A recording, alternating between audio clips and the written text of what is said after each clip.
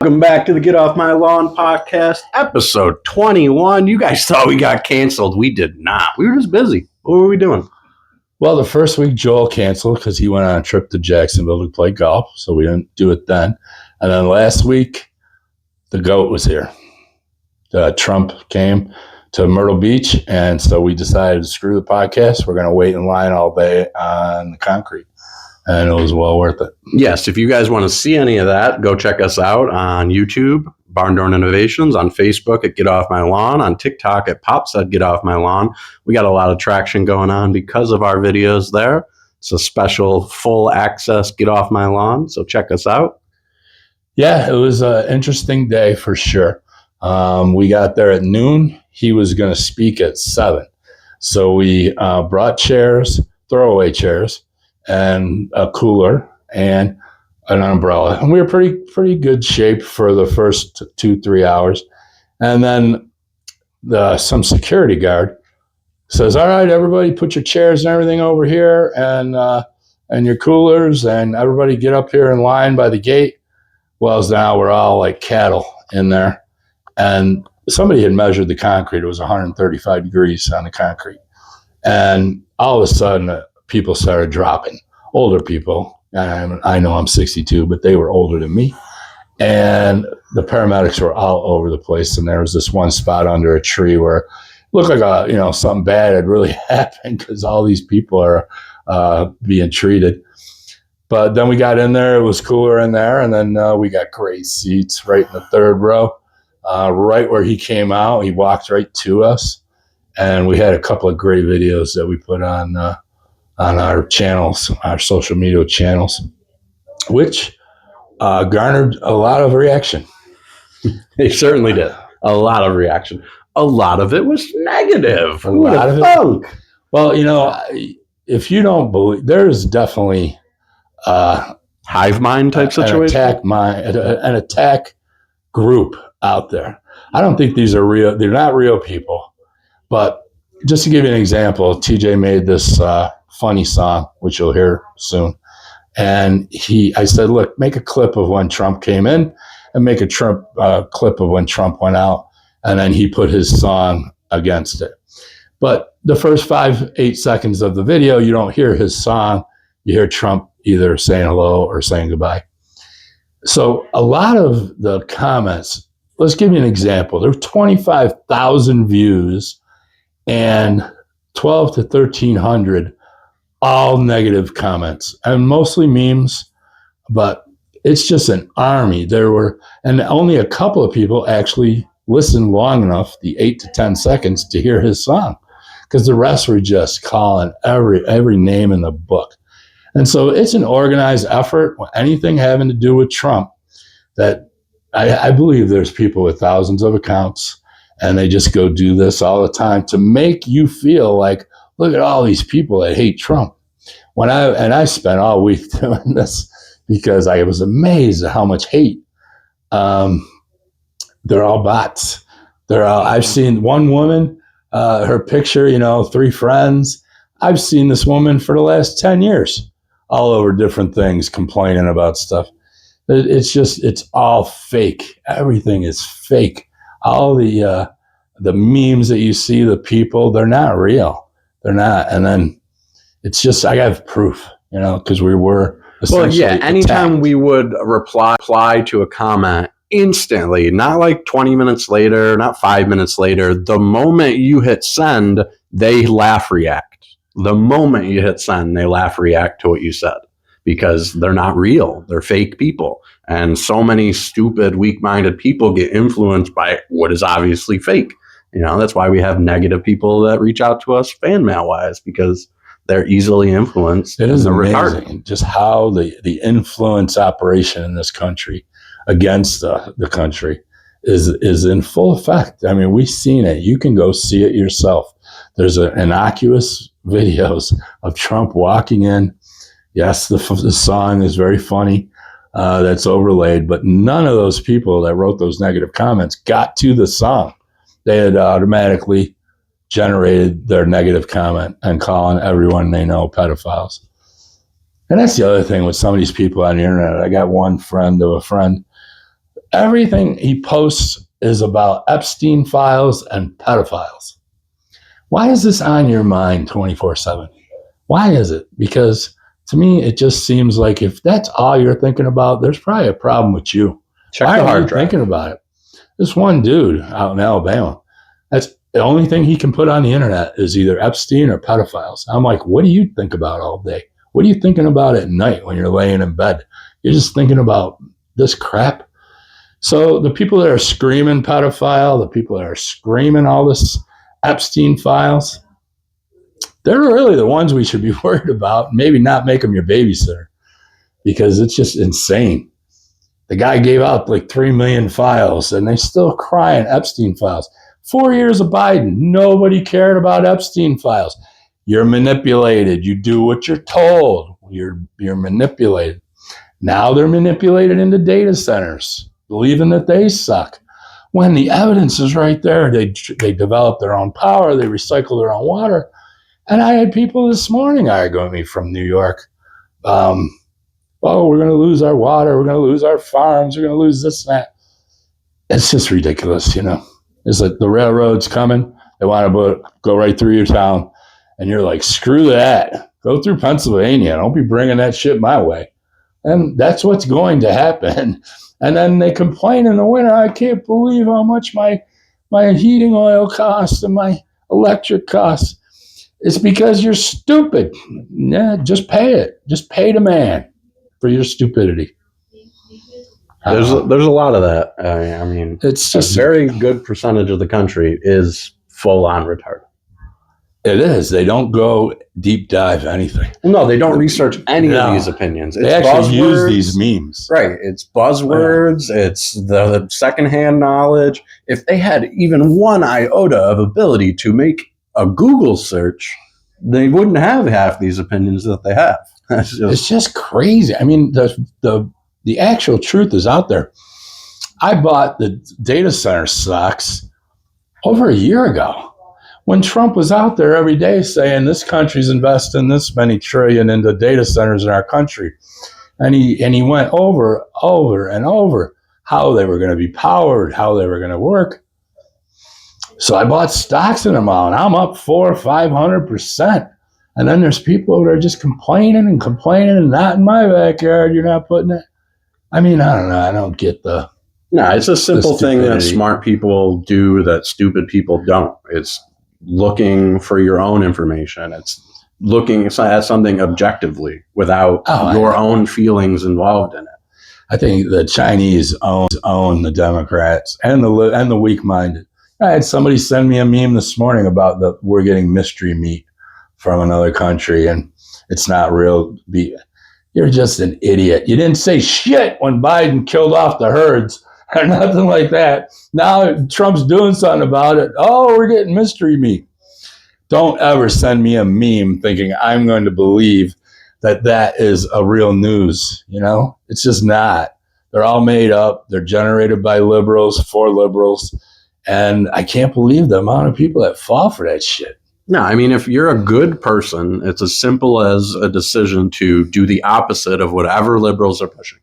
Whatever they're pushing, they're wrong. It's nothing but this could happen. It's nothing but fantasy land. We're going to lose all our water if we have data centers. It's just you're going to lose a lot more if China has all of the data centers. Primarily your fucking data. And they've been doing it for 40 years. I mean, they had fracking they could have used. All the doomsday stuff never happened. All the fracking disasters in your sink, you're going to be able to light your water on fire. And, you know, all those people bought that shit. Oh, climate change, global warming. Oh, my God, we got to stop. We got to put solar panels up and we got to do windmills. Meanwhile, your Messiah goes and buys, after he leaves the presidency, goes and buys 2 oceanfront properties on islands. And you all sit there and say, the earth is coming to an end. You're just so stupid. Dumb. It's just amazing how dumb. Speaking of stupid and dumb, you want to jump into some of our fan mail? Nice segue. Yeah, sure. I didn't even know we were gone 2 weeks, so the fans are probably just clamoring for more, right? Well, I got a good feeling we got, the good ones and quite a not a lot of them made it through. We got a 6 I or had 7. 1,200 people throw hate on me this week on social media. Well, get ready for what you got. 5 to 6 more. Here we go. First one up is a pussy. Anonymous.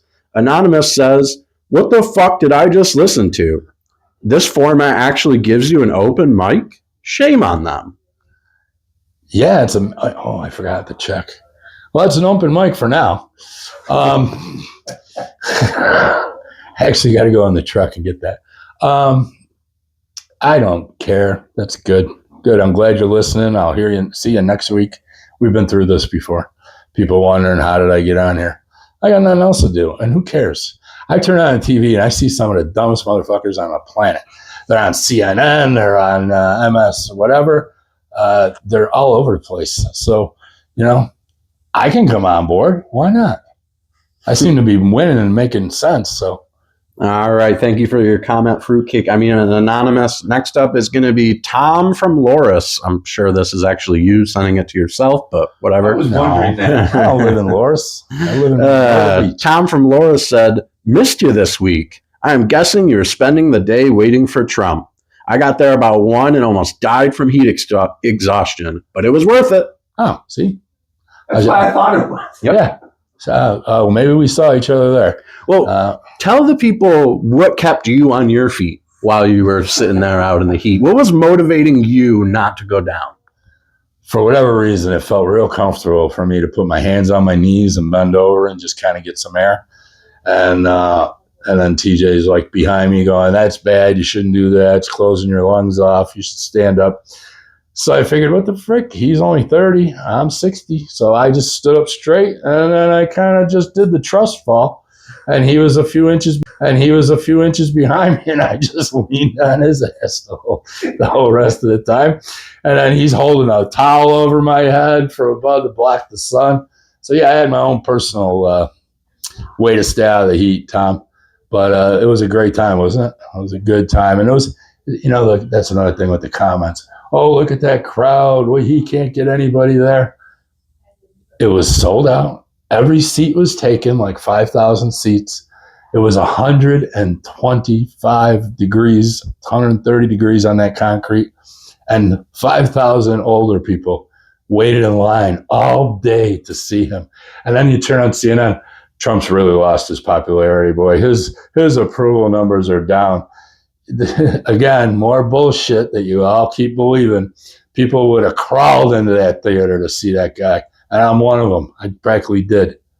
So, see, everybody, he's a little bit better when he's upset or flustered or frustrated. So the real reason that he was able to stay on his feet is because he saw women falling down and hitting the ground, and his exact words were, "I'm not a fucking woman." And he was not going on his feet. There's a cooling station like 8 feet from me. My wife's trying to pull me over there. I'm like, "No, you're blocking all the women that need it. I'll just stay here and Die." if I drop at a Trump rally, okay. It's like going on the second tee. You know what I mean? It doesn't matter. That's a perfect way to go. Thank you, Tom from Loris. We appreciate you. Next up is going to be Darren from Worthington, North Carolina. "How can you idiots in SC let the orange man convince you that Darlene is the best fit for Senate? Sheep, sheep, sheep." Actually, I called Darlene, and I called her being the next senator, probably the first person to do that. And you can ask Joel when we were down here wondering who's going to, after Lindsay died, I'm like, just give it to the sister. Let her do it. Because we don't need to get Fry out of here right now. Let him stay here, get a couple more years experience. And it was his staff was the reason we voted for her. Because there's 25 people in that staff that have been working for 30 years with the people of South Carolina. And they know everybody and everything. If you'd have gotten a new guy in there, he would have had to bring up a whole new staff, and they would have just spent the next 6 years training. Whereas she could just hit the ground running. We need a smooth couple of last years for Trump, and then a couple of smooth beginning years for JD.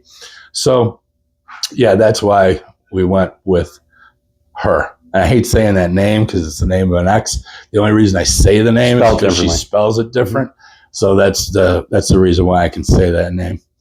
If she didn't say, normally that name I say bitch face, but I'm not saying that about Ms. Green.